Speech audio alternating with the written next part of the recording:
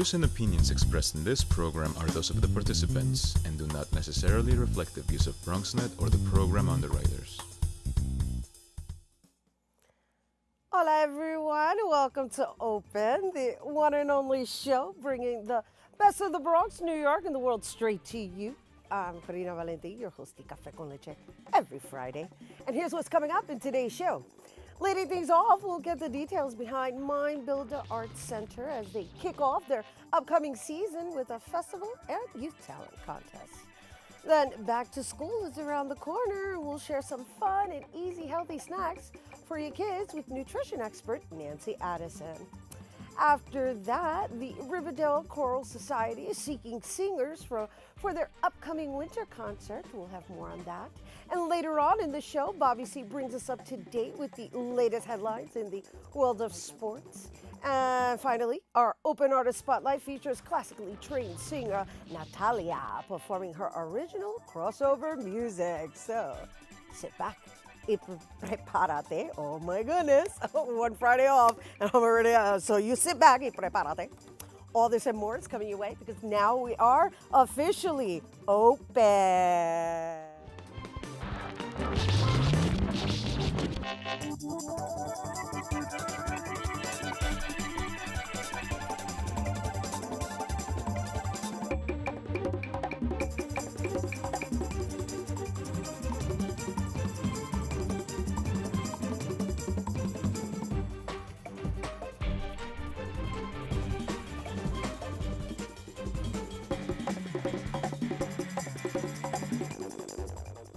Hello and welcome to Open, everyone. I'm Rina Valentin, your host of Café con Leche for the next hour.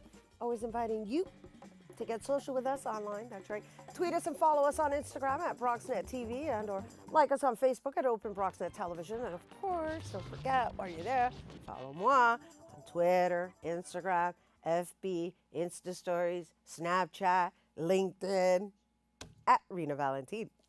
Okay, so on Saturday, September 16th, Mind Builders Creative Arts Center will host their 4th annual Open House Street Festival and a youth talent contest. And the festival serves as a chance for the community to come together for live performances and a day of family fun. And joining us now to tell us more, we welcome the music director at Mind Builders, Waldo Chavez. Hello. Good morning. And welcome. Thank you very much. Thank you for having me. Absolutely. So when was the last time we had you back on? Well, like I said before, your daughter was like this big, and now I'm seeing her running around over there like this big, so. Yeah, pretty much she's going to be running the show here.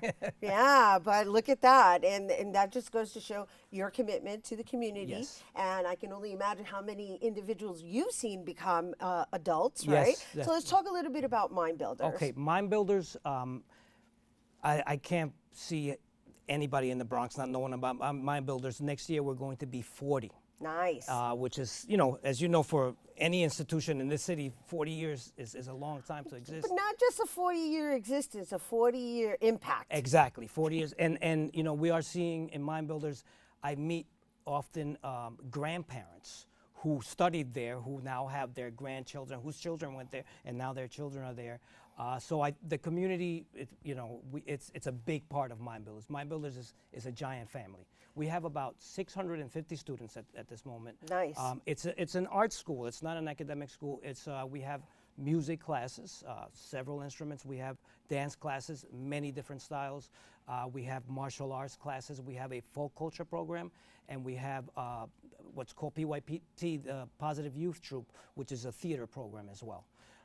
We are now actually in the middle of recruiting for the PYT program, and it's free. It's for teenagers, and it's a very nice program, and they perform at the end of the year. So how exactly does Mind Builders work with, I guess, their associations or affiliations and their alliances, right? Because you work with schools, and so I'm just curious to know, like, how do you guys figure out where you belong?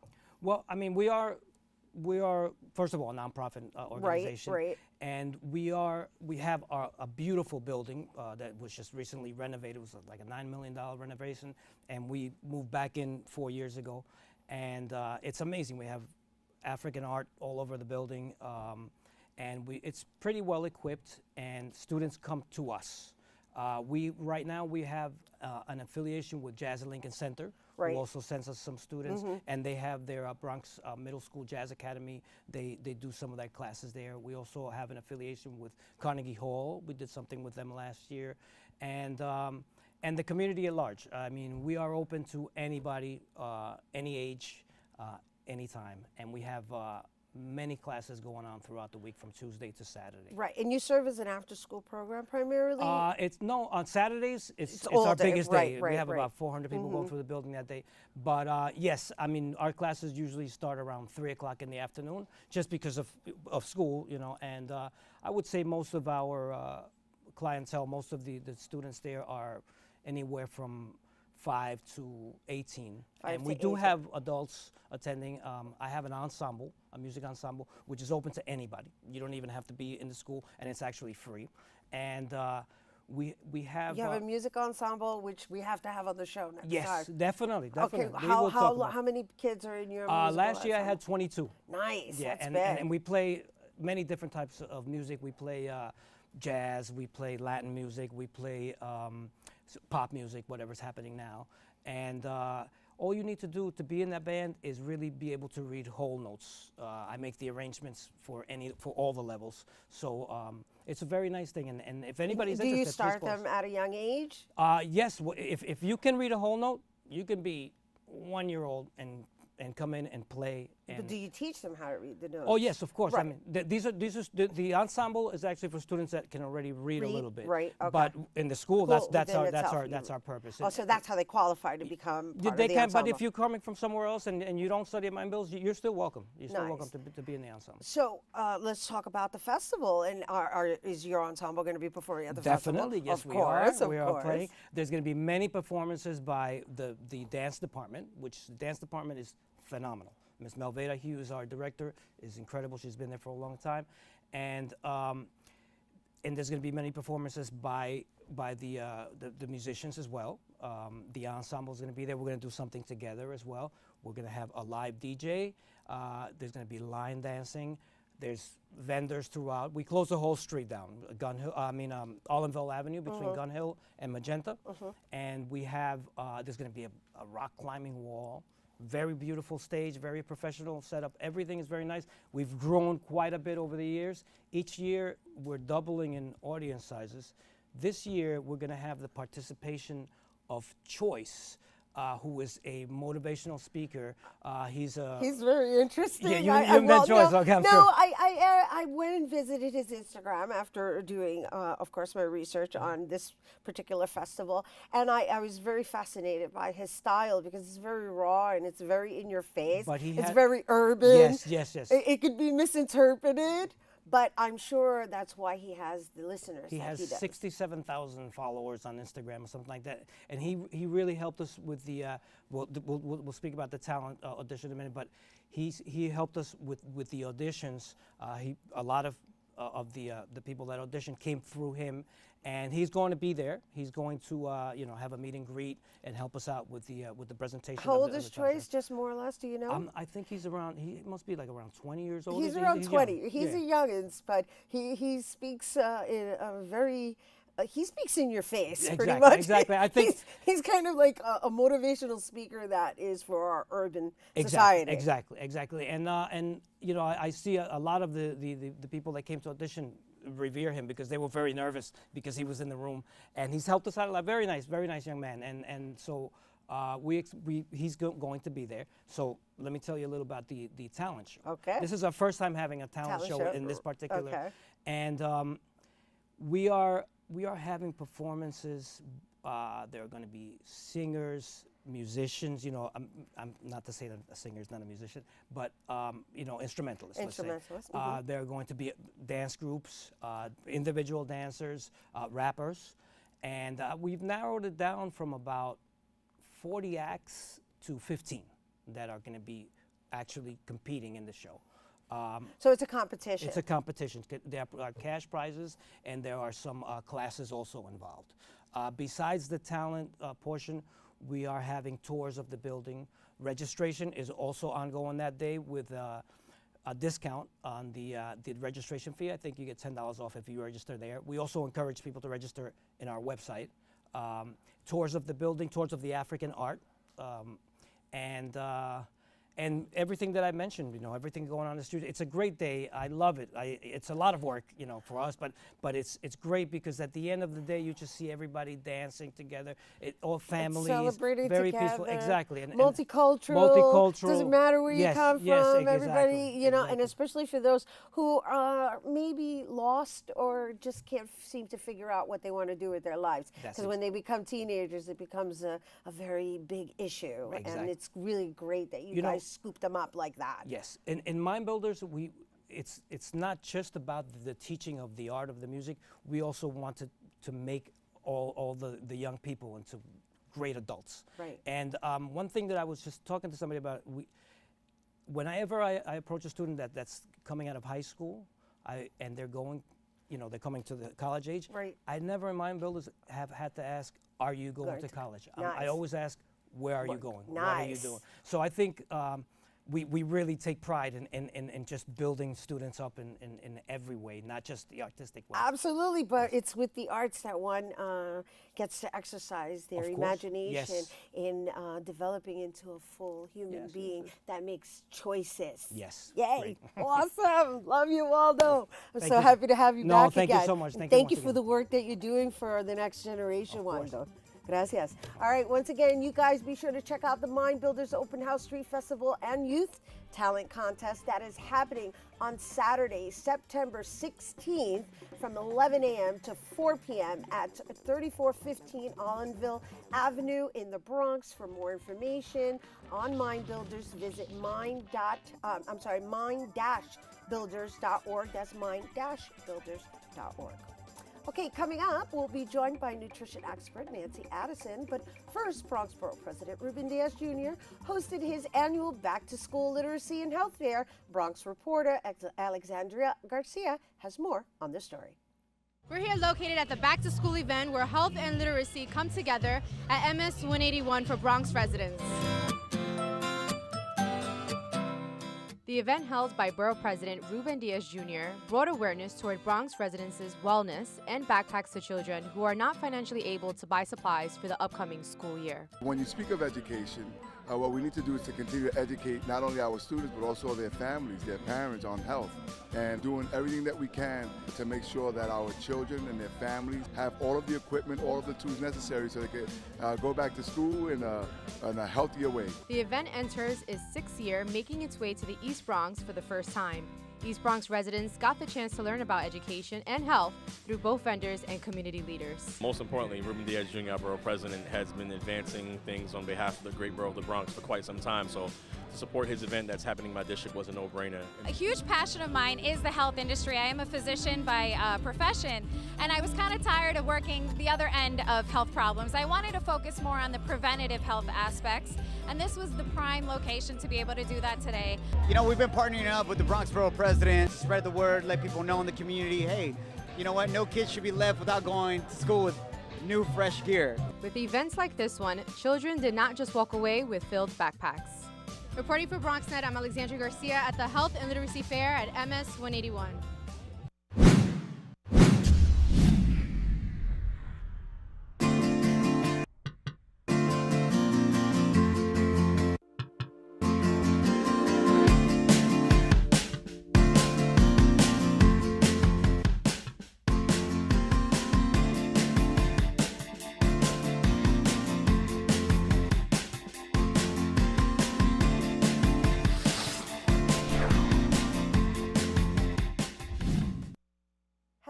Welcome back to Open, everyone. Don't forget to get social with us. That's right. Tweet us at BronxNet TV, and while you're there, tweet me too at Rina Valentin. We want to hear from you. All right, so the start of the new school year is right around the corner, and so today we're going to share some tips for healthy snacking, that is, with your kids that we hope they'll enjoy and grow to love, right? Because we want our children to be healthy. And joining us now to tell us more, we welcome health and nutrition expert and best-selling author Nancy Addison. Hello, Nancy, and thank you for being here with Oh, us. thank you. I love coming to visit you. We love when you're here in New York and you come with these fabulous tips that are kind of like fooling our children. I hope nobody heard that. I'm referring to the little one in the audience, of course. That would be my 7-year-old. But however, congratulations on this new book. Love the cover. Thank you. Raising Healthy Children. And it's half recipes, so easy, inexpensive recipes that are quick and easy to make. Well, I was congratulating you because you were sharing that you just won bestseller. Yes. Congrats. Well, and I won Best Parenting and Family Book of the Year by the International Book Awards, which was very nice. Congratulations. Thank you. Every time you come, you're popping out another book. And I love that you're moving it on to the next generation, right? Because that's where it all begins. And so, interesting enough, you know, when it comes to kids, I said fool them, right? Because if they don't hear that it's healthy until they become acclimated to the healthy eating, they'll eat it. So what do you have up your sleeve there? Well, really is so important with children and their health because their organs are still forming. So the quality of their food is actually more important than what we are eating. And so many people rely on processed foods or snack foods that are prepackaged and they have artificial colors or artificial dyes or preservatives to it, which in many studies have shown they actually cause ADHD or hyperactivity or even nerve damage. And so, you know, cleaning up the food they eat is so vitally important. And in some of those processed foods, there's things like high fructose corn syrup, which actually makes your body unable to process and make insulin properly. So it can actually cause diabetes. And so avoiding things with those artificial sweeteners like high fructose corn syrup is so important. And then 1 teaspoon of sugar will actually shut down a person's immune system for up to 5 hours. And so if they're sitting in school and they're sharing, you know, coughs and germs with each other, it's so important that they have a strong immune system. Right. So what I really do recommend is, and get them involved, have them help you fix their snacks. Things like green beans have a natural insulin effect and can help lower blood sugar.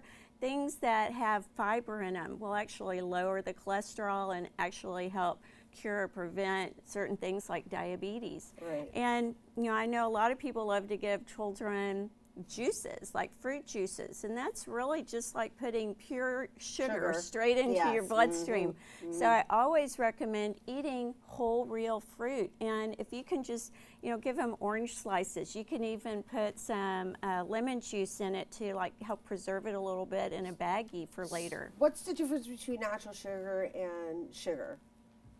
Actual sugar, I mean, like the natural the sugar that comes from fruits. That is such a great question, Rena. But fructose from real fruit is quite a different thing. It's not artificial. It's not artificially produced. It affects our body completely differently than something like high fructose corn syrup, which is, you know, a manufactured sugar.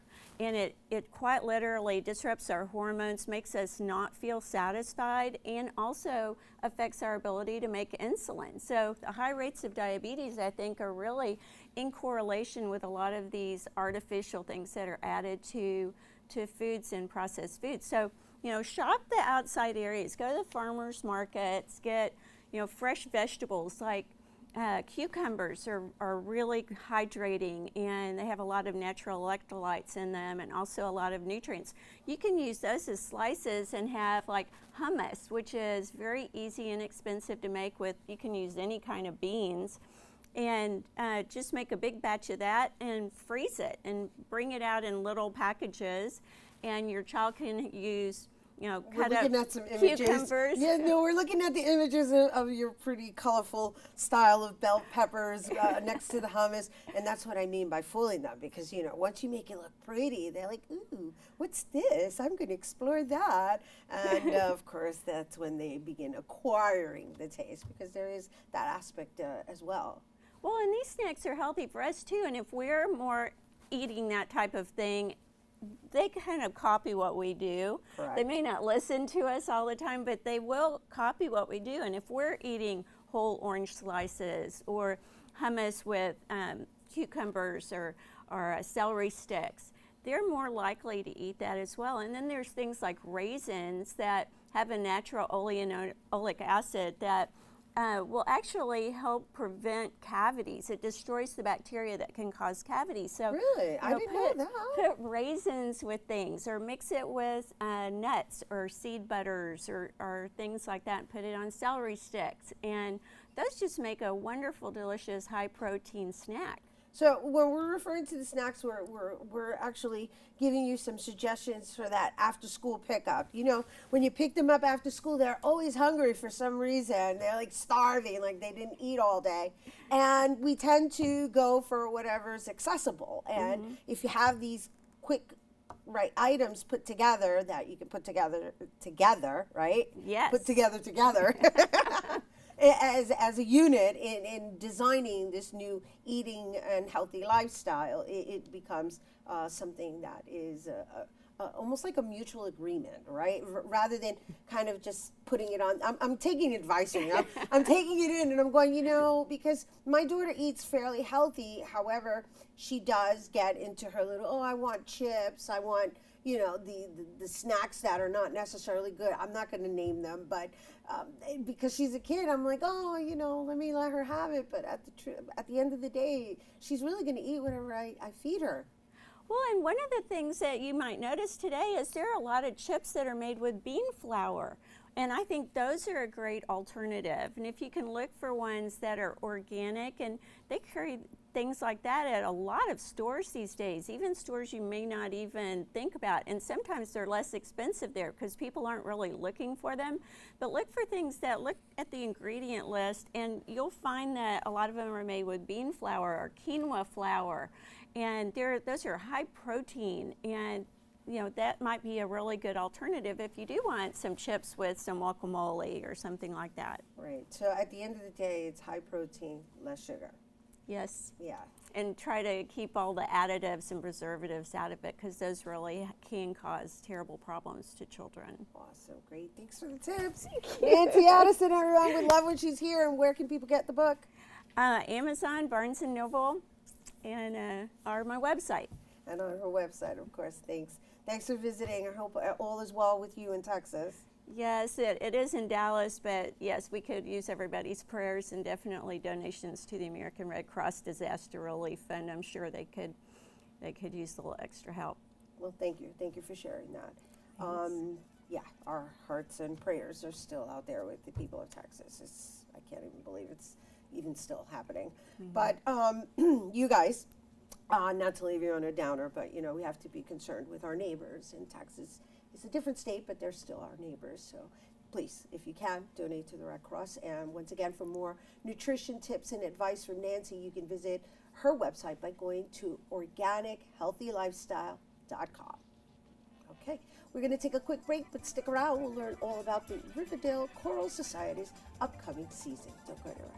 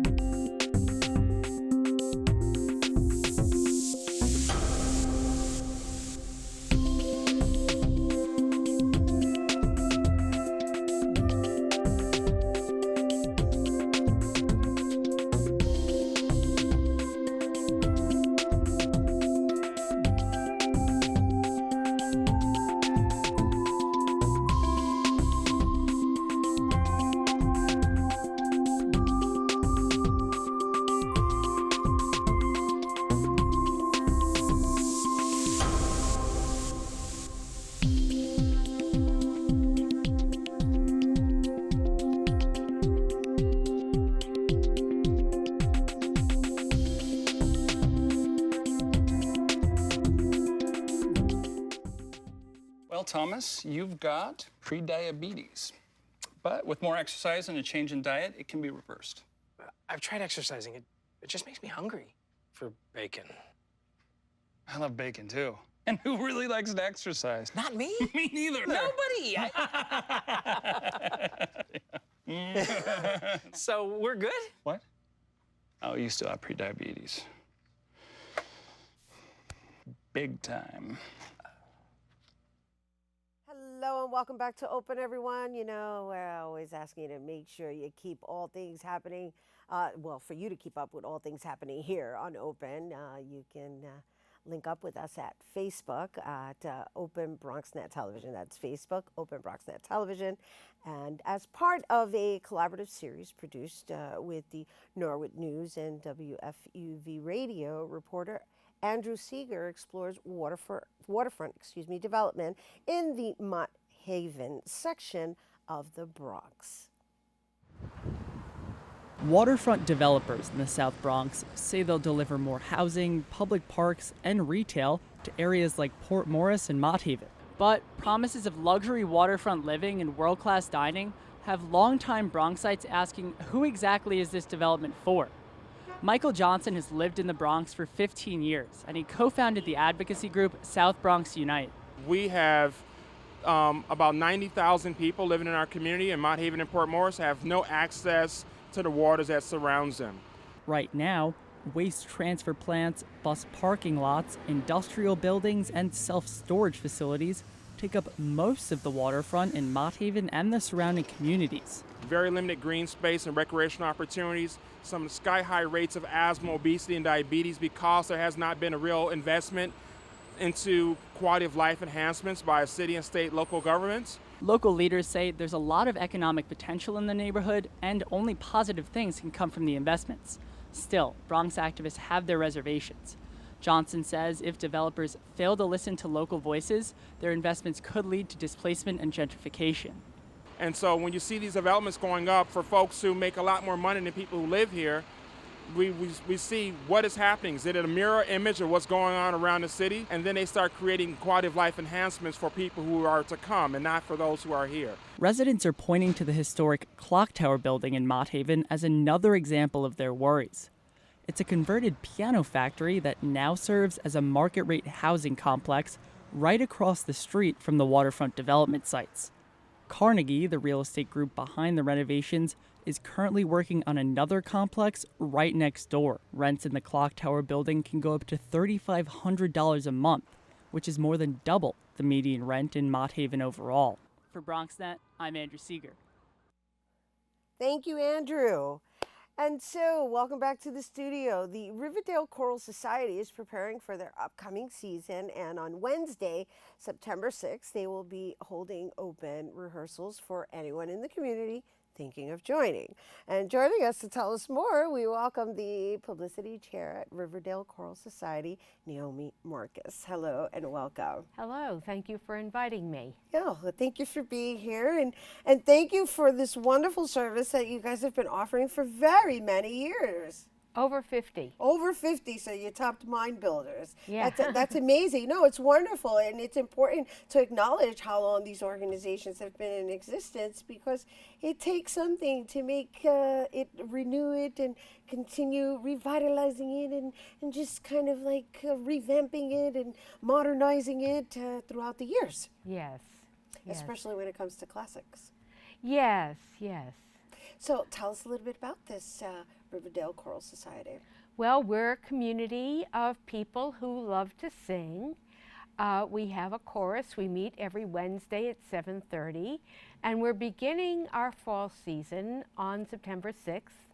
And so we're inviting people who want to join us or are considering joining us to come to our open rehearsal.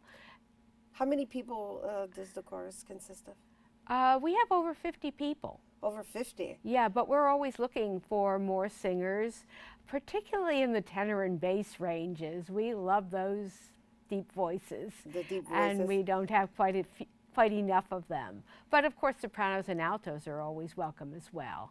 That's nice, though. That's nice to hear that you're seeking the deep tenors and altos, right? So Basses. Yeah, you need the bass. Basses, You need yeah, bass. we need that bottom. Oh, look at that. It's all about the bass. Yeah. About the bass. Anywho, so what I find most interesting about this open rehearsal is that you're considering it an open rehearsal rather than holding auditions or formal auditions, I should say. Well, we will have our music director, John Lettieri, will want to hear people sing individually, but it's not a long, lengthy audition process. And we're thinking of singers as auditioning us too. Do they really want to sing in this group? And we hope they do. We're nice people. John's a wonderful choral director. We really learn a lot from him. He has a very interesting background in terms of choosing repertoire for us. That's things nice. that we sing.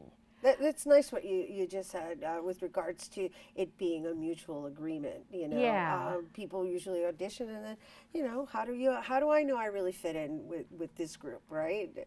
Whereas you're almost allowing them to audit at the same time. Sure. Yeah. Sure. So tell us about that process, right? So there's a rehearsal that's being conducted by the entire chorus? Well, the entire chorus will be there. We're all, those of us who are coming back from previous years, most of us do every year, and anybody new comes in, and we're all starting at the bottom because we're going to be rehearsing our fall program.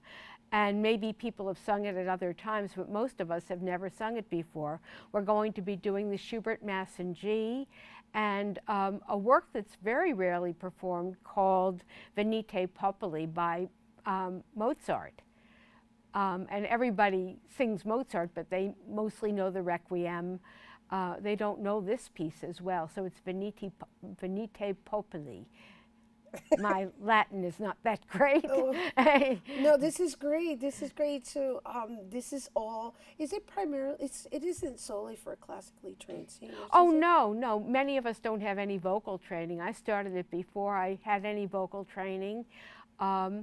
And it kind of inspired me to take voice lessons, but most of the people don't take voice lessons. They do know something about music, but there are even a few people who don't read music. They just are very good at learning by ear. So what are the age ranges of the entire chorus? Well, we're adults. It's an adult chorus. So there are people who have completed college. We've had some people who were relatively recent graduates, but most of us are older. Some of us are retirement age. Some of us are still working. So it's a range of adults of different ages. So it's an intergenerational chorus for working adults. Yes. Some of us are retired. She's like, oh, sorry. Some of us are retired. I'm so sorry. I couldn't be here if I weren't retired. Right. Keep it real. Keep it real. She's like, no, this is what I do in my retirement. I sing. Yeah. Lovely. That's fabulous. So that's great. It's great. So so the rehearsals are every Wednesday and the concert is in December. December 10th. And so you're saying you really don't, you should have some kind of vocal development, but not necessarily be fully trained in order to participate? Well, you should know something about music. It helps to be out. We don't really want somebody who can't sing on key, for example. But if you can sing on key, as I say, most of us can read music, but you don't have to be able to sight read music.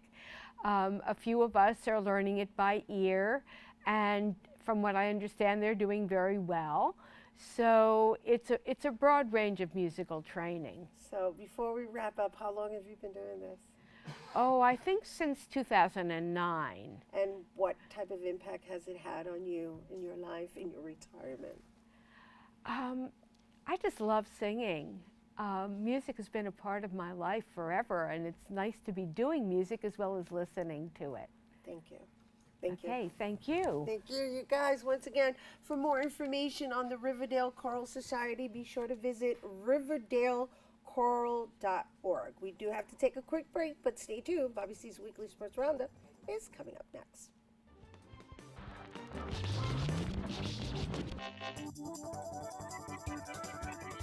So, I'm kind of new here, but I've noticed a trend. My human does this funny thing where she goes around and gets all my toys, and then she hides them in that basket by the door.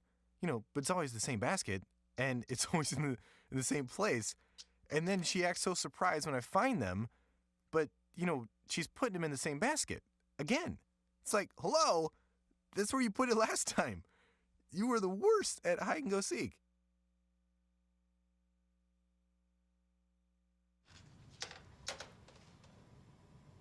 Wow, these are really good.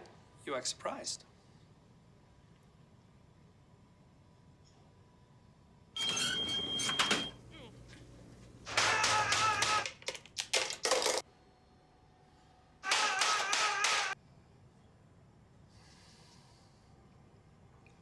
Practice makes perfect. You don't have to be perfect to be a perfect parent. There are thousands of teens in foster care who don't need perfection. They need you.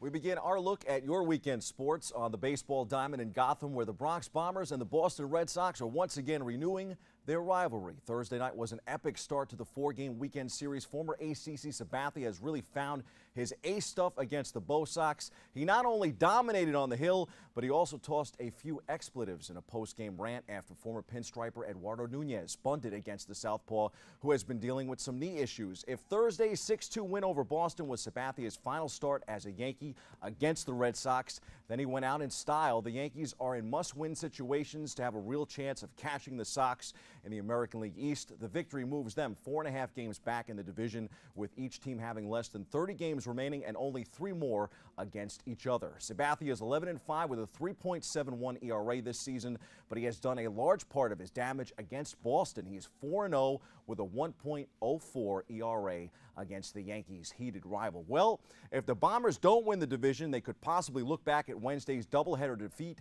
to Cleveland as the reason why. We go inside the locker room for more.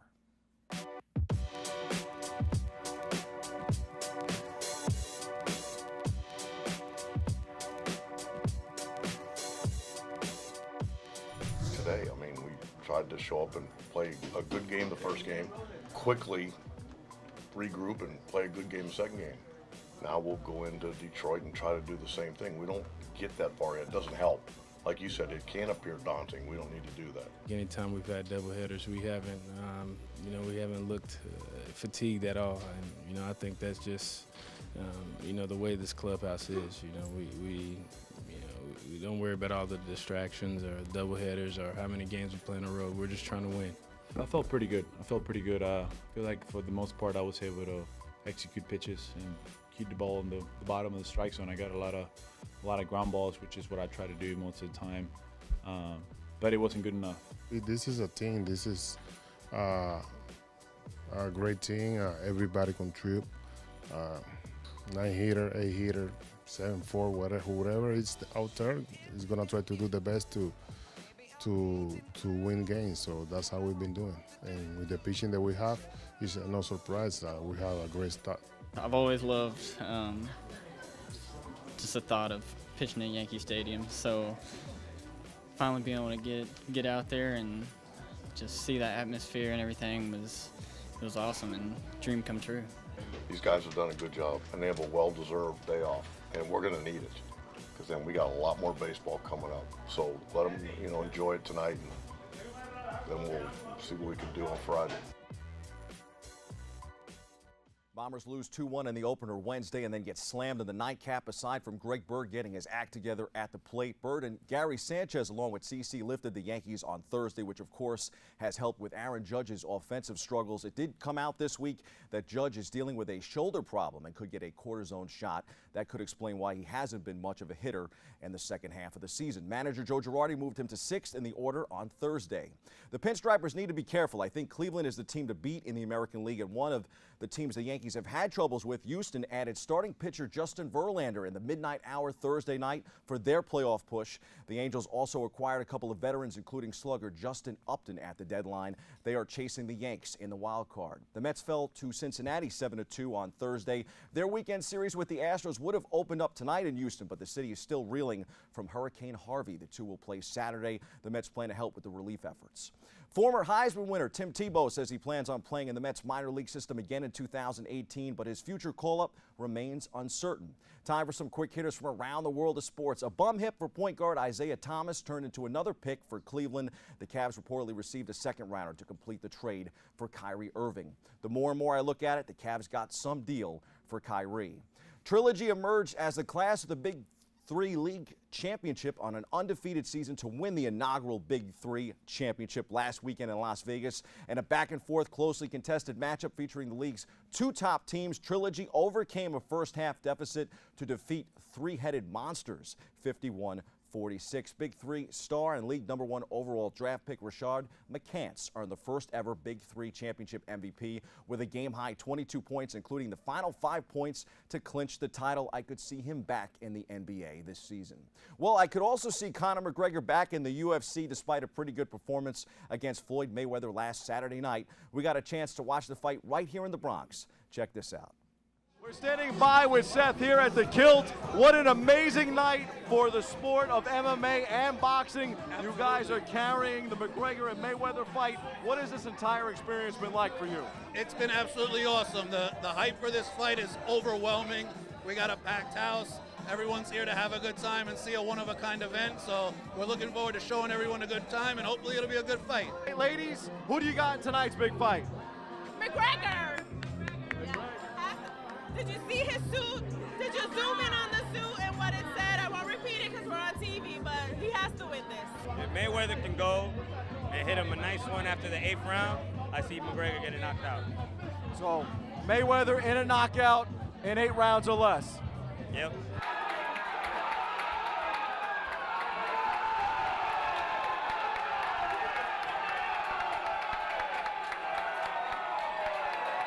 You can see it, he was so tired. I was for Conor, but hats off to Mayweather, I'm not a sore loser. He had no chance. He was done by the 5th round. I said, what?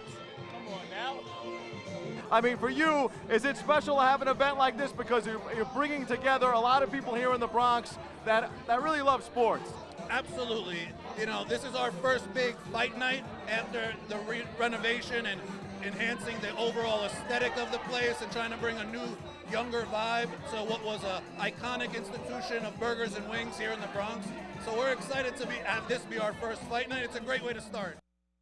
Special thanks to our friends at the Kilt at 231st. As for the night, Mayweather certainly looked more vulnerable at 40 years old as McGregor actually connected on Floyd more times than Manny Pacquiao did. But in the end, I was wrong. Mayweather still had enough to outlast the novice in 10 rounds. Thankfully, all I lost was a quarter bet and a sandwich to my camera guy, Chris Pusateri. Good call on Mayweather, my diminutive friend. Japan took the Little League World Series in dominating fashion, defeating Texas 12-2. Sadly, the Twitter universe was filled with racist tweets afterward. This is the 4th time in the last 6 years a team from Tokyo captured the Little League World Series. In MotoGP, 9-time world champion Valentino Rossi has had a successful operation after suffering a double leg fracture in a training accident in Italy. The Italian suffered displaced fractures of the tibia and fibula of his right leg in Thursday's crash. Rossi, 38, is 4th in the MotoGP standings, with the next race coming up on September 10th. In Formula One, Sebastian Vettel and Lewis Hamilton are duking it out atop the F1 standings. Hamilton trails the Ferrari leader by 7 points, but has come on strong of late, winning 5 races on the season. Rumors are swirling that F1 great Fernando Alonso, who participated in the Indy 500 in May, could make the switch from Formula One to IndyCar for next season. As for IndyCar points leader Joseph Newgarden, made a swift pass late at Gateway for the victory last weekend. Those Firestone tires came in handy. Here's more on that racing technology. We caught up with Firestone in Pocono. Our BronxNet cameras got an insider look into the tires that make running the tricky triangle possible. Like their catchphrase, whatever you drive, drive a Firestone. The tire manufacturer has become synonymous with IndyCar. It was the winning tire of the very first Indy 500 back in 1911, and the marriage continues today as the official performance tire of American open wheel racing. Firestone Chief Engineer Kara Adams gave us the 411 on the unique challenges of the 2.5-mile Pocono Raceway and detailed how the same technology that goes into making race tires helps craft those race fans can drive on their own cars. There's a lot of technology that transfers from race tires over to passenger, and believe it or not, from passenger tires over to racing. There's a lot of unique demands on race tires. These tires are going up to 238 miles per hour on the track, but some of that technology transfers over in some of the polymers we use, some of the testing, and some of the fundamental building blocks of the tire. Fans were able to visit the Firestone Fan Experience at Pocono. Lisa Boggs, director of Bridgestone America's Motorsports, shed some light on the ABC Supply 500 and the more than 60 different race tire specifications for the 2017 season. Each team will decide what they want to do. When you've got 500 miles, that's a lot of racing. So where you've qualified is almost not important. It's how you play that out. You're going to have a lot of pit stops. So you've really got to decide how you want to play that. If you find yourself in the lead or in the back, you might do alternate strategies. But the main thing is going to be to really execute those pit stops and to try to keep as much as you can in terms of track position. That'll be key for all the teams. Very cool stuff. Our BronxNet cameras will be in Watkins Glen this weekend. 2 race weekends remain in IndyCar. The Giants and Jets wrapped up their preseason efforts last night. The Jets defeated Philadelphia 16-10 to complete the preseason at 2-2. Their defense looked okay, but the offense still has plenty of question marks. As for the Giants, they're still trying to figure out their final cuts, playing a lot of these second and third stringers on Thursday night in New England. The Giants reserves managed to pull off a 40-38 win against the defending Super Bowl champs. Backup QB Geno Smith may have earned himself a spot on Big Blue. The Giants and Jets played one of the best preseason games of the preseason last Saturday night. We go back inside the locker room for more. The New York Giants got the better of the New York Jets Saturday night at MetLife Stadium in their annual Snoopy Bowl affair. But after a dominating first half for the G-men, Gang Green made them sweat it out. Preseason matchup aside, the Giants scored on a safety and 2 interception returns early, turning the bragging rights of the Big Apple into a laugher before a late thriller by the Jets. The Giants held on 32-31 after opening a 29-3 lead. After failing to score a TD in their first 2 preseason games, Big Blue's defense and offense shined in the first half. But the Jets had their chance to win after Christian Hackenberg took over for the injured Bryce Petty with 2 minutes to play and finished off a 75-yard touchdown drive with 1 minute and 26 seconds left. But the Giants stopped a 2-point run to seal it. The Giants also finished the preseason at 2-2. Those are the headlines. We go to the C list. The Yankees missed out on Verlander.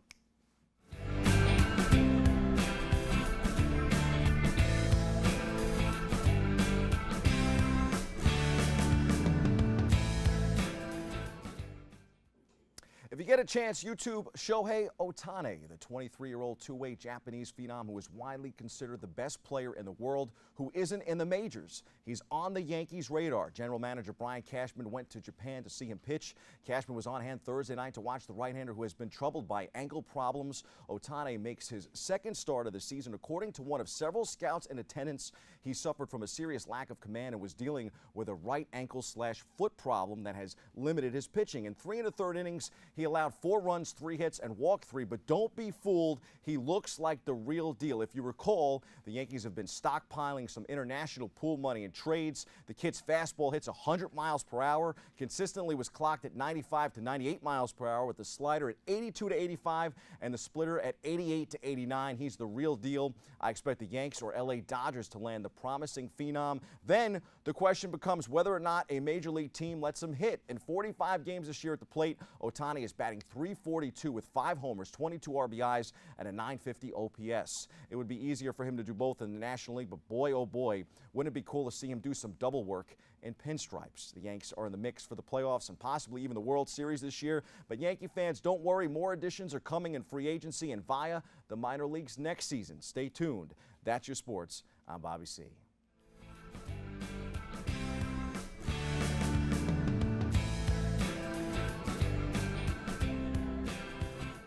Behold the angry giant. Behold the angry giant. Behold the angry giant. Behold the angry giant. It only takes a moment to make a moment. Take time to be a dad today.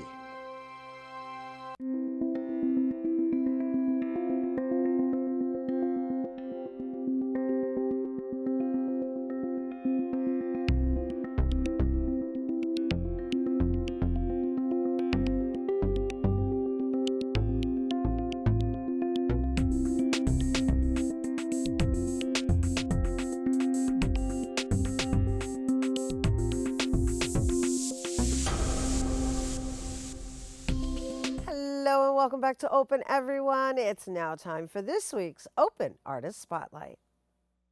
The Open Artist Spotlight is made possible in part with public funds from the Bronx Council on the Arts through the New York State Council on the Arts Decentralization Program. Today's spotlight shines on a classically trained singer who's performed in various operas throughout her career. And, well, recently she's begun releasing her own original music and performing for us now, on our Open Artist stage. We welcome Natalia.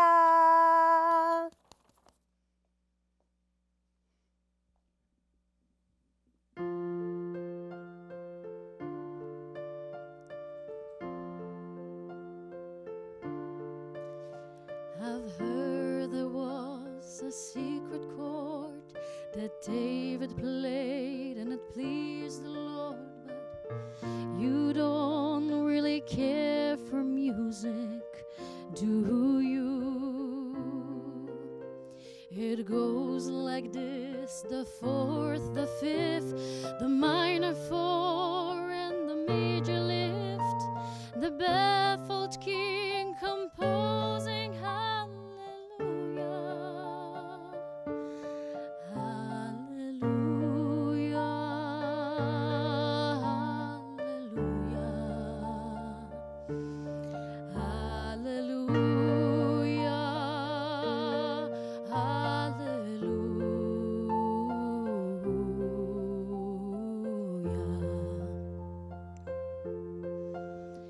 Your faith was strong, but you needed proof. You saw her bathing on the roof, her beauty and the moonlight overthrew you. She tied you to her kitchen chair, she broke your throne and she cut your hair, and from your lips you drew the hallelujah, hallelujah, hallelujah,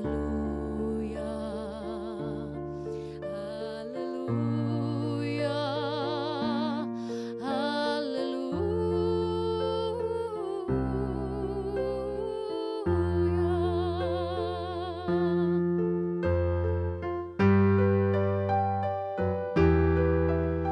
well, maybe there's a God above, but all I ever learned from love is how to shoot somebody who outdrew you. It's not a cry that you hear at night, it's not someone who's seen the light, it's a cold and it's a broken hallelujah, hallelujah, hallelujah, hallelujah.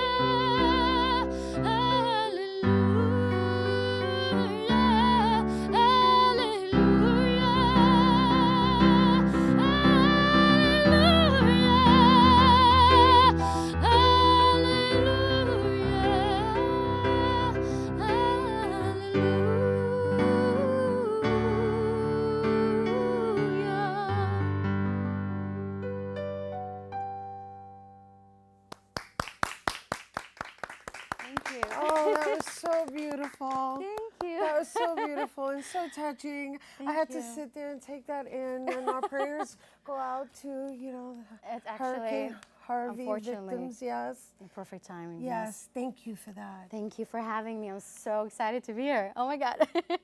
So, I understand you're a teacher as well. Well, yeah, I'm a music director in a private school in Brooklyn.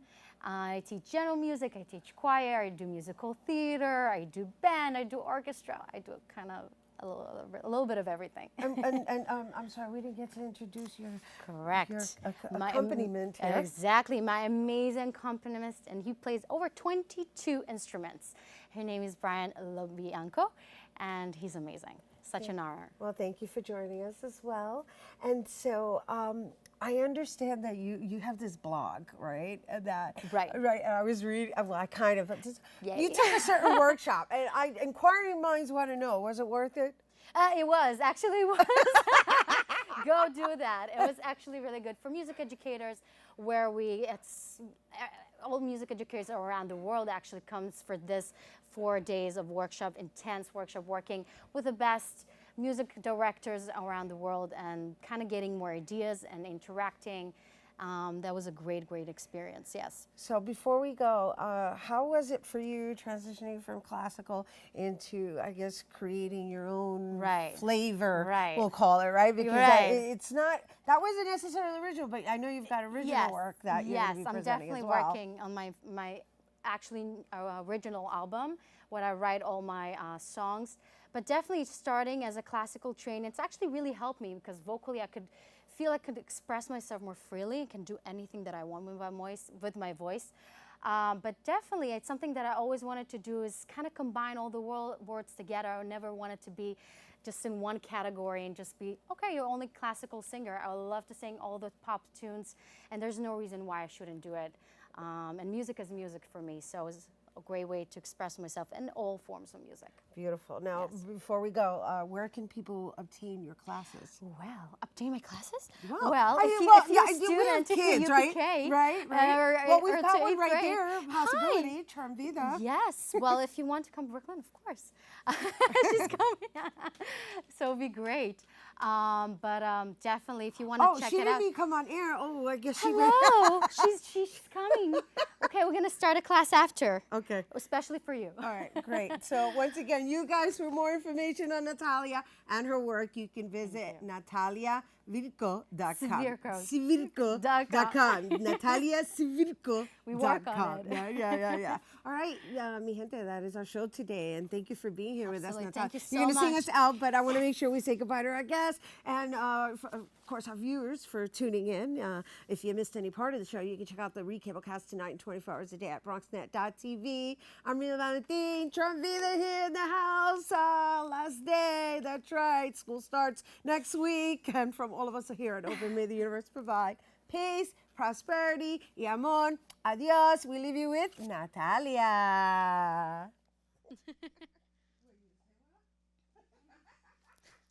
So cute.